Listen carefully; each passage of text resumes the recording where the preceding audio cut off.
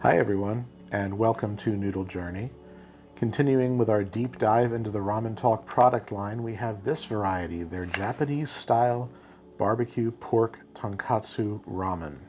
I wanted to get to this one next because, tonkotsu is one of my favorite things, and I'm really itching to know how this stacks up to the best of the best that I've already reviewed. Marutai, Myojo, Itsuki, and even Ichiran.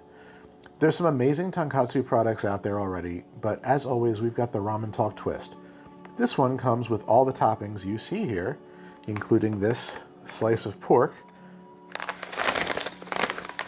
which the back of the package will tell you is going to be around 7 centimeters in diameter. If you want more info on Ramen Talk as a company, please watch the intro to the Golden Sour Beef Soup review a couple episodes back.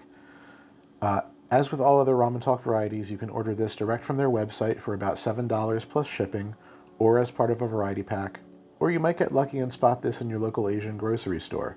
If you live around Philadelphia, check out S-Mart and they may have this. Remember folks, shop smart, shop S-Mart. I think at this point in the channel I don't really have to get into what tonkotsu is, so let's just get into what's in this bag and I'll cook it up. Inside the package, we've got some of these sun-dried noodles made from what they claim to be quality wheat. These appear to be identical to the ones I just had in the tom yum soup. We've got the tonkotsu soup base, liquid. We've got the piece of pork. I don't think I've ever gotten into this before with other ramen reviews, but this pork is called chashu and is something you only get in the US in restaurants or if you make it yourself. There's a pack of miso glazed bamboo shoots. So sometimes in authentic Japanese ramen you get fermented bamboo shoots called menma, but those are typically made with dashi, soy sauce, and other seasonings, whereas Google Lens told me that these are just miso bamboo shoots, so not quite the same as you would get in Japan, I think, but hopefully still tasty. Then we've got freeze-dried green onions and sesame seeds in a single pack. Oh, also to mention, the soup base is actual pork bone broth concentrate, so not vegetarian if you were planning on skipping the chashu. So this all sounds pretty amazing and is definitely in the realm of a premium experience. Let me go cook this so we can determine if it's worth the asking price. All right, and I'm back while the water is boiling. Just like the other Ramen Talk flavors, you need a separate pot of boiling water for all of this other stuff, 330 milliliters. And so I'm going to put the soup base and the pork into the serving bowl and get them a little rehydrated with the hot water.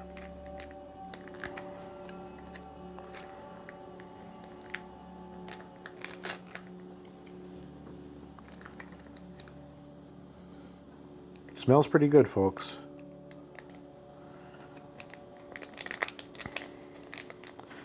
Very heavy on the soy and pork. Nice and oily too. I don't know if you can see that with the way I'm shooting this video, but yeah, nice layer of oil on top there. All right, let's check out the 7 centimeter piece of chashu.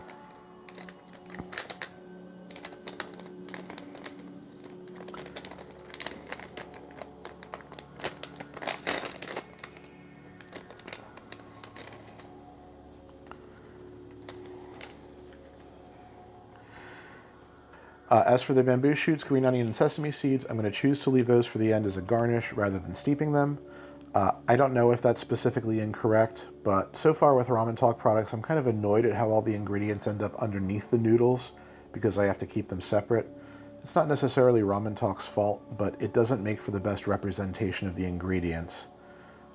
So let me go grab the hot water for this, and then the noodles should be done soon after.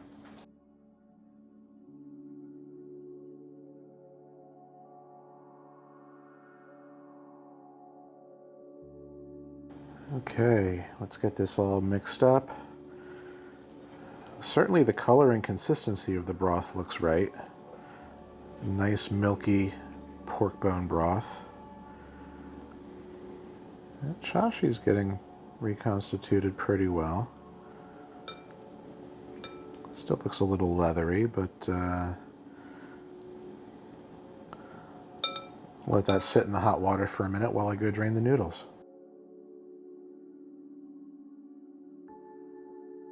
All right, let's just get these noodles stirred up into the broth. Get this chashu over here. do some garnishing.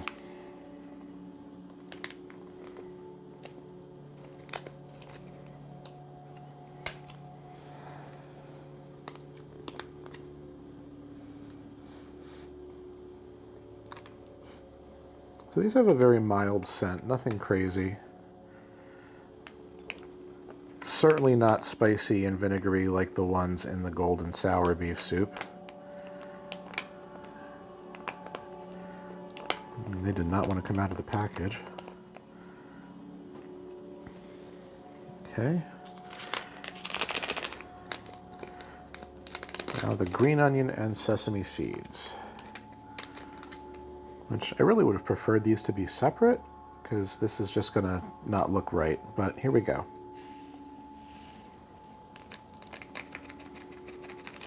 Okay, well, here is the finished presentation. Yeah, let's dig into this.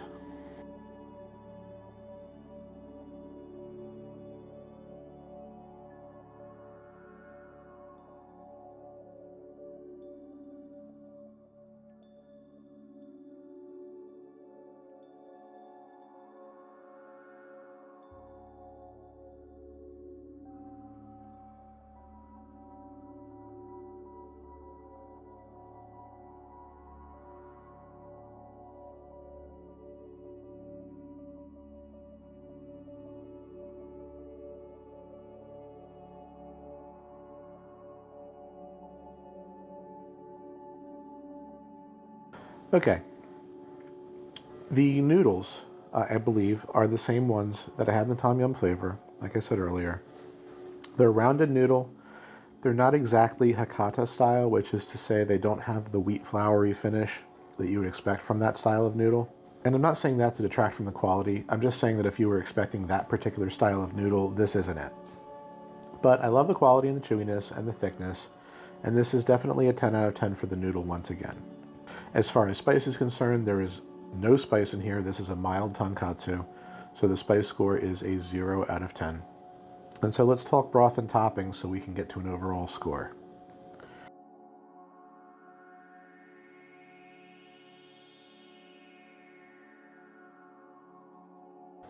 The broth is not exactly on par with other tonkatsu that I've had before, I'm sad to say.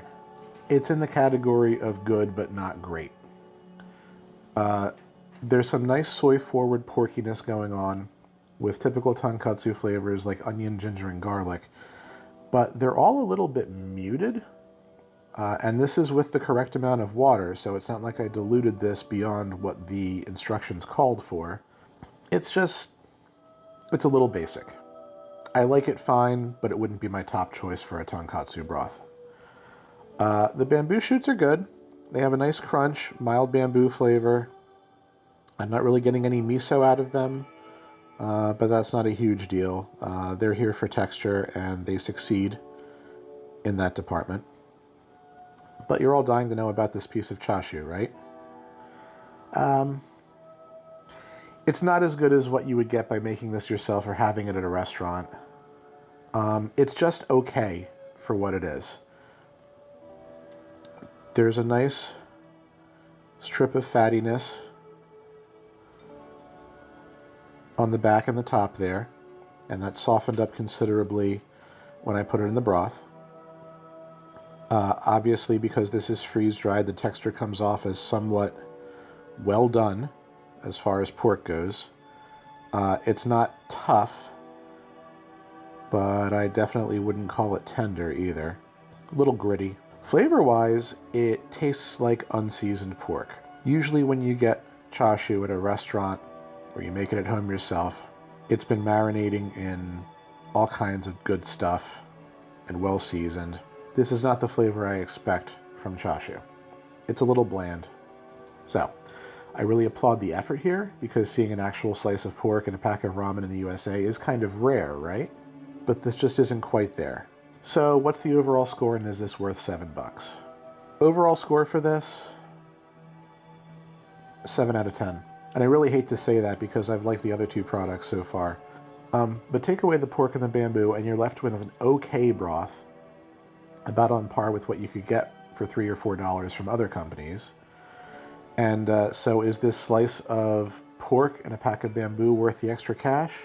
If you're the type of person who would rather buy their own pork belly and make this from scratch for a lot cheaper per serving, then no, it's definitely not worth it. I'd say it really depends on how much you're willing to pay for the convenience of having all of this together, despite the fact that it's not the best broth in this category that I've reviewed on this channel. So my 7 out of 10 score is based on that level of convenience rather than what a slice of chashu should cost. As a standalone shelf-stable product, this is okay, just a little shy of greatness. So I don't have any regrets here. This was still pretty cool. Regardless of my feelings on other premium tonkatsu products, this is pretty good. And if you're interested in this and feel that $6 or $7 is fair for this based on where you live and compared to what's already available in your area, then go ahead and buy this. If you'd rather look up chashu recipes online and make your own, which I kind of recommend based on how this tastes, go with the cheaper brand's tonkatsu and maybe skip this one unless you're curious. You're paying purely for convenience when you shell out for this variety. So with that, I'm going to go eat the rest of this and figure out what the next flavor from Ramen Talk to review is going to be. If you decide to try this, let me know in the comments. If you have a favorite chashu recipe, I'd love to hear about that too. I have yet to make my own, but that's going to happen someday. So for right now, I'm just going to have to enjoy the freeze-dried one that came in this pack. So please remember to like this video and subscribe to the channel, and I'll see you next time on Noodle Journey.